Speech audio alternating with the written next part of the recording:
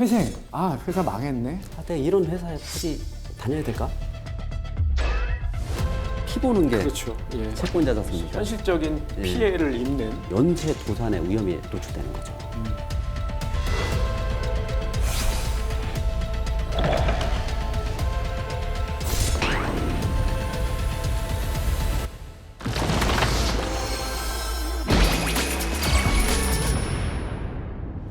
안녕하세요. 많은 기업을 되살린 회생 마스터 법무법인 발일정 김용현 변호사입니다.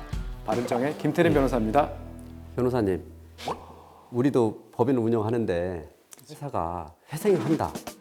그럼 느낌이 좀 어떨 것 같아요? 일단은 예. 불안한 마음이 제일 크겠죠. 네. 내 월급 어떻게 하나. 그렇죠. 내 퇴직금은 저희들 또 이렇게 회생을 하다 보면 경영자 입장, 채권자 입장, 직원 입장 여러 상담을 해보면 다 생각이 다르구나.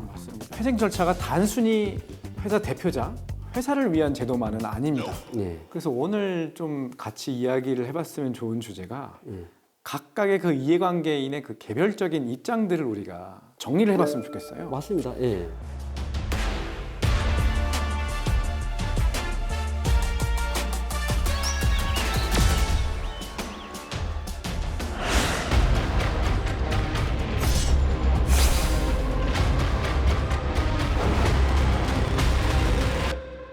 우선 근로자의 입장에서 이 예. 회생 절차에 대한 대응은 어떻게 해야 되느냐, 그렇게 한번 좀 이야기를 풀어갔으면 좋겠어요. 예. 그러니까 근로자들은 원칙적으로 회생 제도에서는 급여 채권, 퇴직금은 공익 채권이라서 법률상으로는 보장이 돼요. 도산대지급금이라는 그런 제도가 있습니다.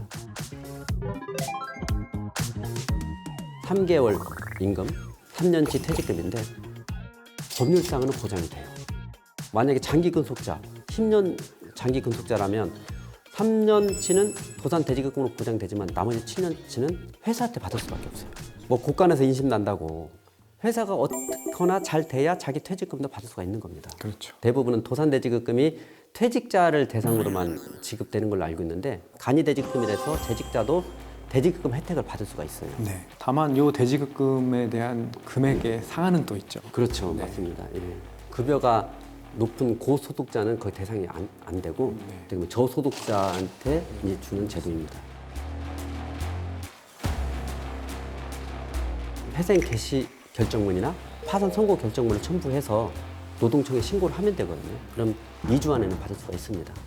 이 직원들 입장에서도 언제 잘못하면 파산으로 갈지도 모르는 이런 위험에 노출되는 회사잖아요. 그럼 내가 이런 회사에 굳이 다녀야 될까? 다른 데서는 연봉 얼마를 준다는데 그럴 때는 회생 들어가기 전에 인상을 시켜놓고 들어가라. 그 왜 그러냐면 이게 또 정식 회생 절차에 들어가게 되면 급여 인상도 상당히 까다롭습니다. 대표자 입장에서도 중요하게 판단하셔야 될 요소가 직원들을 설득하는 부분이에요. 도산대지급금이란 제도를 통해서 동요를 막아야 되는 맞습니다. 중요한 부분. 부사님은 그러면 만약에 희생 들어가시면 남으실 거예요? 저는 남아야죠. 근로자의 이야기를 좀 네. 나눴는데요. 네. 다음으로는 또 빼놓을 수 없는 또 이해관계인이 채권자죠. 그렇습니다. 예. 회생 제도에서 가장 피 보는 게 채권자 아닙니까? 예. 현실적인 피해자들이죠. 예, 예.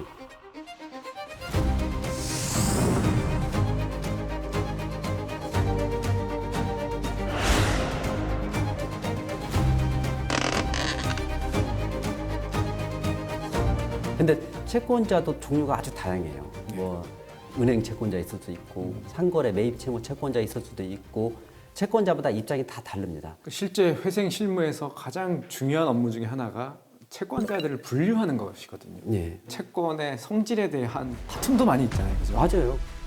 채권은 크게 분류를 하면 회생 채권과 공익 채권 이렇게 분류가 돼. 크게. 그러니까 공익 채권은 말 그대로 공공의 이익을 위한 채권이기 때문에 근로자 임금 퇴직금 이런 거고요.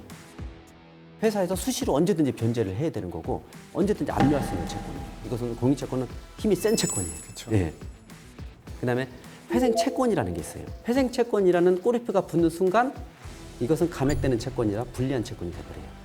공익이냐 회생이냐 쟁점이 돼서 이거 가지고 소송을 많이 하죠. 근데 회생 채권도 크게 또 두 분류가 되는데 회생 담보권, 그러니까 말 그대로 담보가 설정되어 있는 채권. 회생 담보권 같은 경우는 거의 전액 변제로 회생 계획을 세워요. 그렇죠. 그다음에 무담보 채권, 상당히 삭감이 많이 되는 채권이죠. 통상 저희들이 말할 때는 한 30% 변제, 그것도 10년 분할 변제로 계획을 세우니까, 그러니까 대부분의 피해를 보는 데가 무담보 회생 채권자가 피해를 보는 겁니다. 내 채권을 무조건 담보권으로 해다오, 공익채권으로 해다오, 이것을 대표이사 마음대로 할 수는 없습니다. 할 수는 없고 그냥 법원에서 결정을 하는 건데, 관련된 채권의 금액이 크다고 하면 한 번은 확인해 보셔야 됩니다. 근데 채권자들이 100% 저는 손실이라고 보진 않아요. 네. 왜 그러냐면 이 회사가 매입처한테 빼다 10억씩 물건을 샀다고 가정을 해봅시다.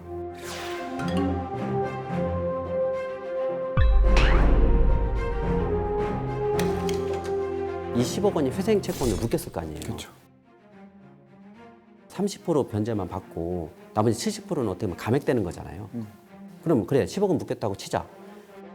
회생 절차 동안 이제는 여신이 안 되니 현금을 주고 매입을 하는 수밖에 없거든요. 아니 현금 주고 매입한다는데 변호사님 같은 거 물건 안 팔겠어요?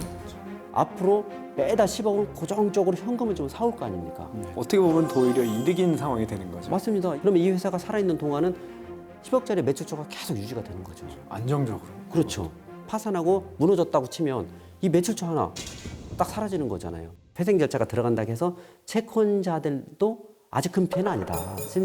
뭐 손실은 보겠지만 전화위복이 될 수도 있습니다. 예. 결과적으로는 또 윈윈할 수 있는 구조다. 맞습니다. 이렇게 좀 예. 설명을 드리면 좋겠습니다.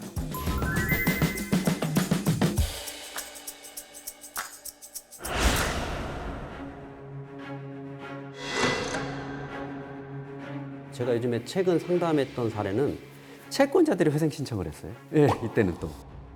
이게 또 M&A랑 또 연결된 건데 거기 있는 대표님이 가지급금이 상당히 몇십억 있었어요. 가지급금을 다른 사람한테 떠넘기고 자기는 빠져나오고 싶은 M&A가 이루어졌는데 이건 또 반대로 인수자 입장에선 딱 인수하고 보니까 회사가 너무 이상한 거예요. 인수하기로 했는데 가지급을 인수를 안 했죠. 둘이 인수도 안 하고 회사의 자산은 또 팔아먹어요. 거기는 다른 방식이죠. 예, 여기 또 예. 여기 약간 독특해요. 회사 자산을 팔아먹어도 이상한 꼴이 생기니까 채권자들이 회생 신청을 했어요. 그렇죠. 회생 신청을 하면 보전 처분 결정이 나오거든요. 그래서 회사 자산을 동결시킨 거죠. 회사 경영이 이상하다든지 하면은 채권자 입장에서도 적극적으로 회생 신청이 가능하죠. 어떤 채권자들 같은 경우는 이런 나쁜 회사를 왜 살려주냐, 그렇죠. 뭐 이러면서 저한테 울분을 토하는 경우가 있어요. 그럼 제가 항상 이런 비유를 많이 하거든요. 이 회사가 이뻐서 살려주는 게 아니다. 이 회사를 살아야만이 종업원도 살고 채권자도 살고 또 기존 경영자도 살고 이것은 모두를 위한 제도입니다. 감사합니다. 감사합니다.